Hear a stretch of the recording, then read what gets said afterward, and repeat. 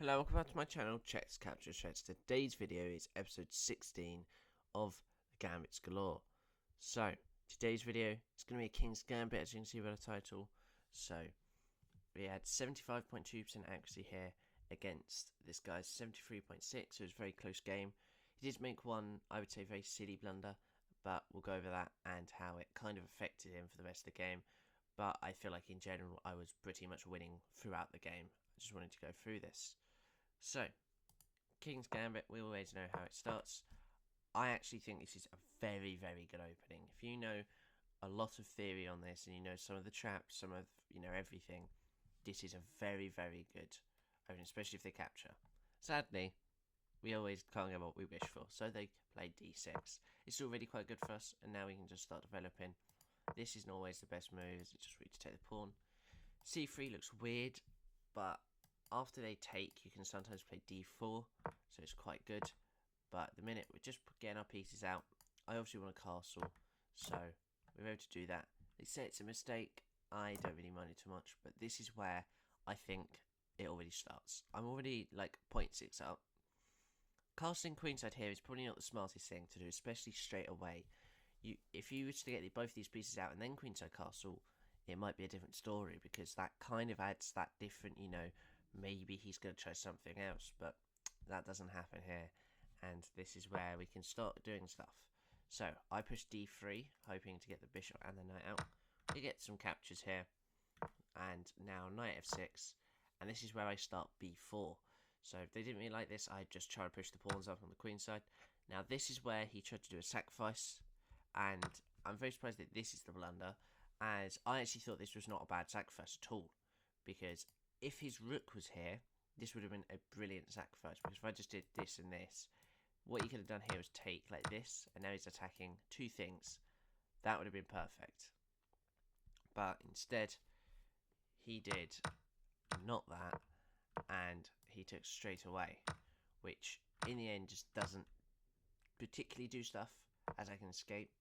But I can see what he's trying, and he's still got, many things, but he's just too late to the stuff. So he's got to make sure he's got the tactic fully done. Remember, these are 3-minute games as well I play for these, so they're always going to be quite quick. And at the end, you'll see a bit of a time rush that I had, so that's why it wasn't the clearest ending.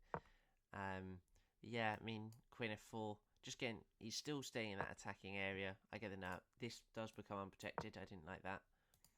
But I did know that knight e5 was going to be played for this. So I get the queen in a very nice position.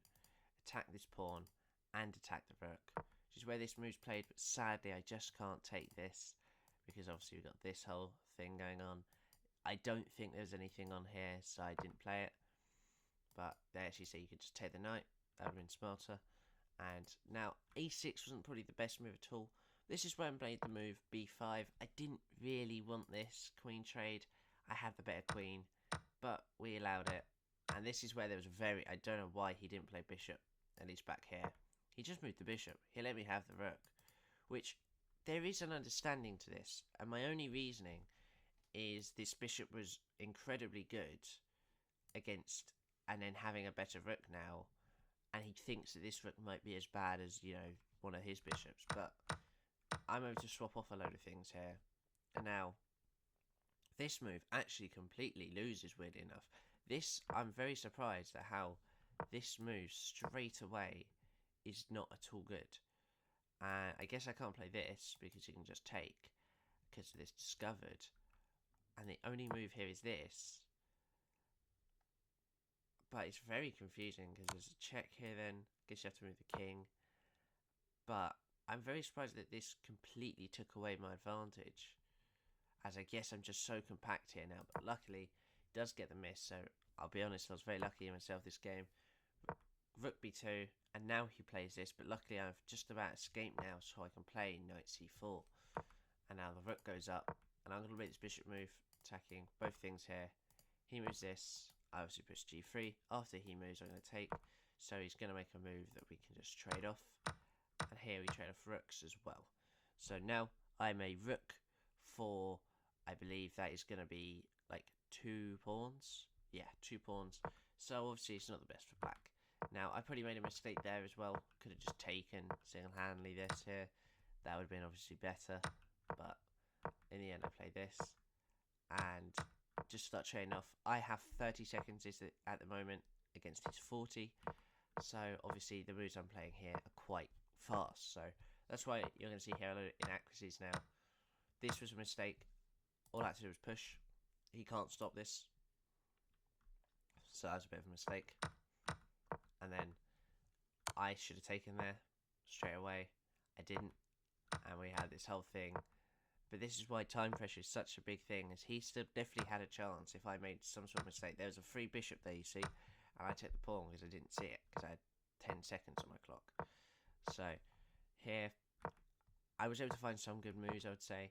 Here I just made sure everything was takeable, and we was able to win the game, as he actually was the one that ran out of time. I had 6 seconds left, so very close. Now what I would say we could learn from this game is capitalise on the mistakes that your opponent makes, especially wrong made tactics. If they make a tactic that's wrong, capitalise on it, get that winning, keep that material up and everything.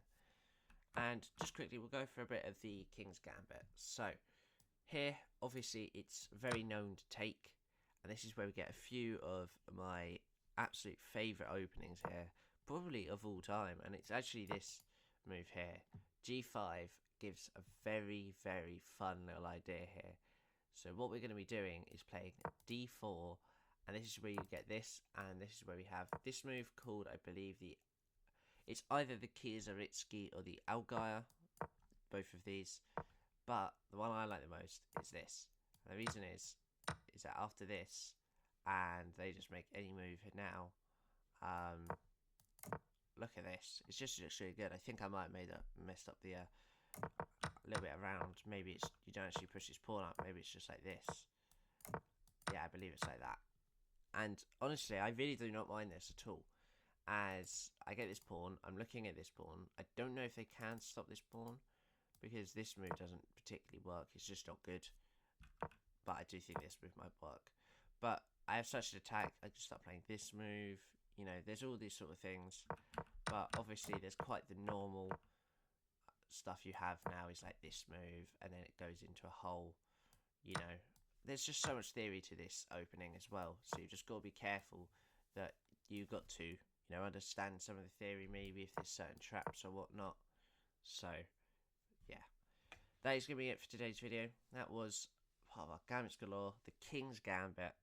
So, thank you for watching, and bye-bye.